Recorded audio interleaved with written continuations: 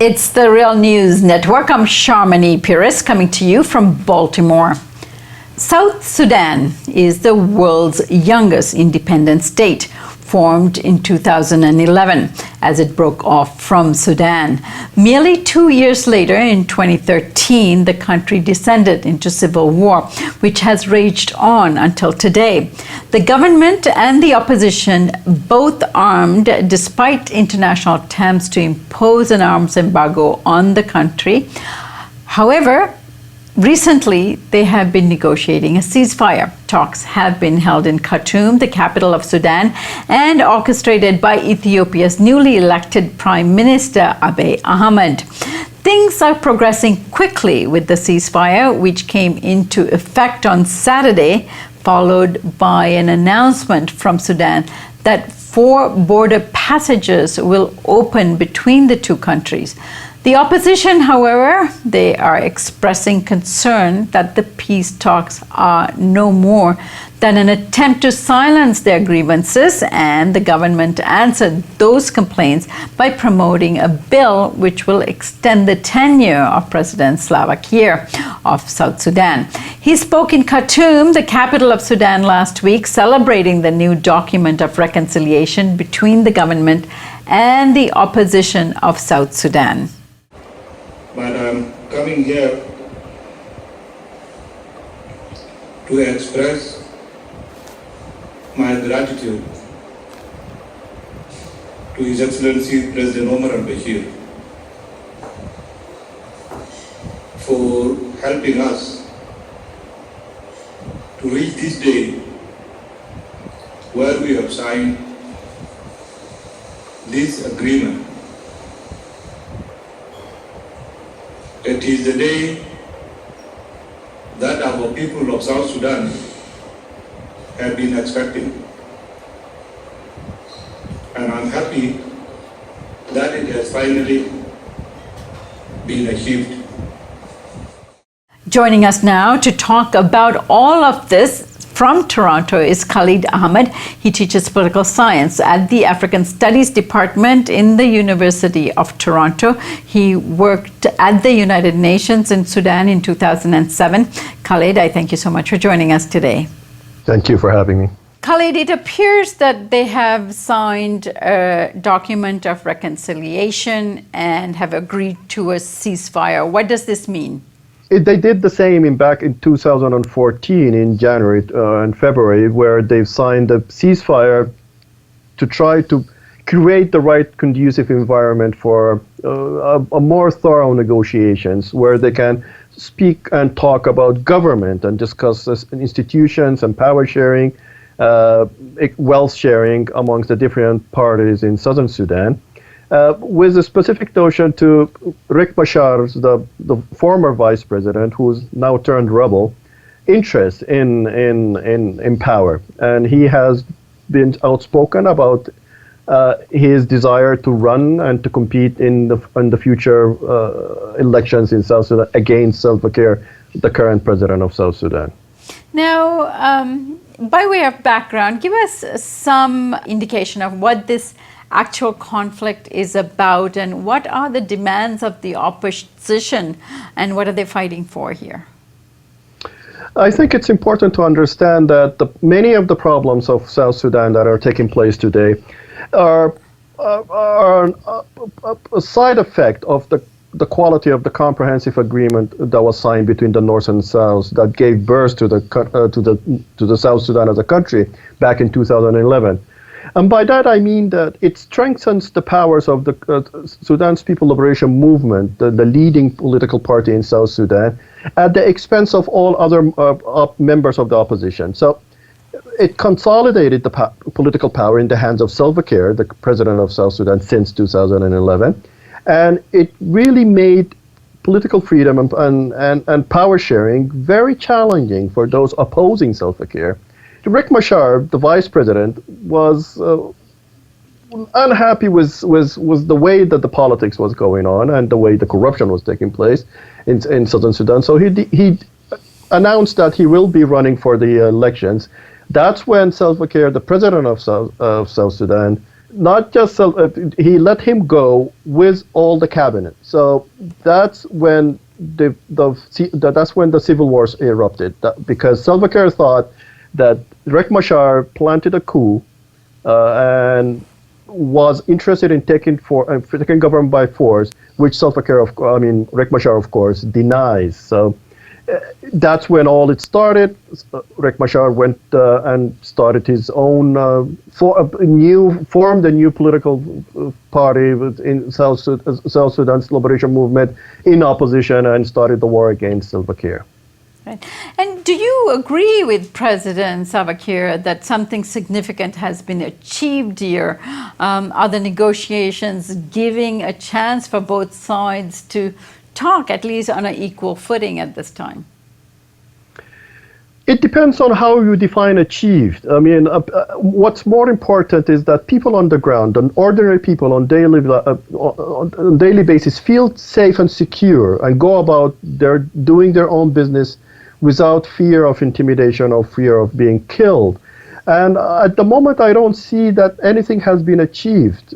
So it's premature to celebrate any achievement, or even to call anything happening right now as an achievement.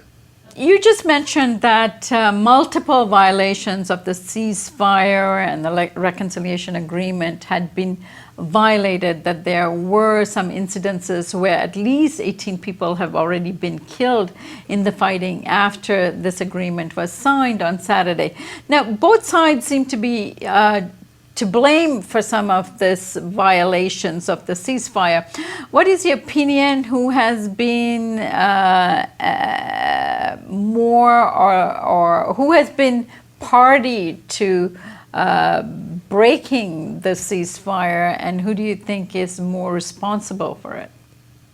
I don't think it's easy to pinpoint who's responsible for it, for various reasons. Mainly is because those soldiers on the ground are very far removed from those elites negotiating the peace agreement at the moment. So any skirmishes on the ground or misunderstanding, let's put it that way, could lead to the death and the eruption again of the fighting between the two. And I think it's important to recognize that peace here is defined very narrowly as negative peace. That means what we're really happening and what we're seeing here is just an attempt to end the fighting and end the killing, as opposed to trying to achieve something significant that would improve the lives of Southern Sudanese collectively, and the future of South Sudan in general, to a much better economic, political, social status. So we're talking about small little attempts here and there that are happening, but we're neglecting to understand what peace means and how we should define it and who should benefit from it the most. Right. Now, considering that the talks are held in Khartoum with the Ethiopian mediation and Rwandan support, this points to the fact that a sustainable negotiations and sustainable peace agreement would have to be a regional one that many people agree to if it is to be honored. Now, do you think that is a good route to go? But do you feel that international support by way of the United Nations is required to ensure that this will be upheld? And that's a very good question.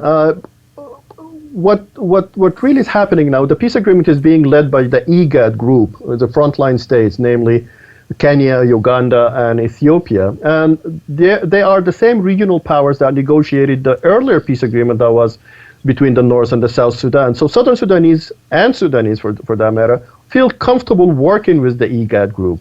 But what's more important is that this IGAD group, IGAD-led mediation, has the blessing and the backing of the US and the EU and the UN itself. To be more specific, U.S. Special Envoy to South Sudan, to the conflict in South Sudan, Mr. Donald Booth, has insisted that actually IGAD continue this process and to continue leading the process and not any other sub-regional organization or continental organization such as the AU. Just because of how familiar they are with South Sudan and the politics of Sudan, and also because they're neighbors. So any problems, any wars, any migration, any forced migration that takes place spills over to these countries. So they are involved one way or another in the conflict, and it's in their best interest to negotiate a settlement. All right. Now, many people are complaining that the involvement of President Omar Bashir in these talks is counterproductive, given that he is responsible for certain war crimes and that he has prevented South Sudan from becoming independent. But he's now hosting peace talks and receives praise from President Salva Kiir. What do you make of this? It's ironic, actually, how yesterday's enemies are today's friends, let's put it that way. Salva Kiir was fighting a war against Bashir, and he was demanding President Bashir, and he was demanding independence and received independence and achieved independence, rather. It's not too surprising that Southern Sudanese go back to Khartoum and ask for Khartoum to negotiate, because both Riek Machar and Salva Kiir were in the capital as part of the Sudanese government before, so they are very familiar with the politics. And Sudanese political elites are also very familiar with the differences that exist in the south. So they are equipped somehow or somewhat to be mediators. However, on the other side, you'll have Bashir's being wanted by the International Criminal Court. I think having him mediate such peace agreements and presumably even achieving a peace agreement will polish his image internationally, which is unfortunate because he doesn't deserve to be polished internationally. His image doesn't deserve. But it is happening as we speak. If it goes all well and they end up signing a peace agreement, the only one benefiting from it really is not just the Southern Sudanese, but Bashir himself and his brutal government.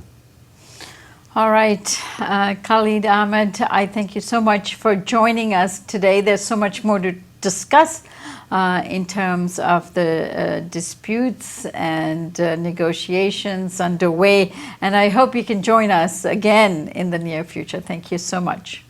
Thank you for having me. And thank you for joining us here on the Real News Network.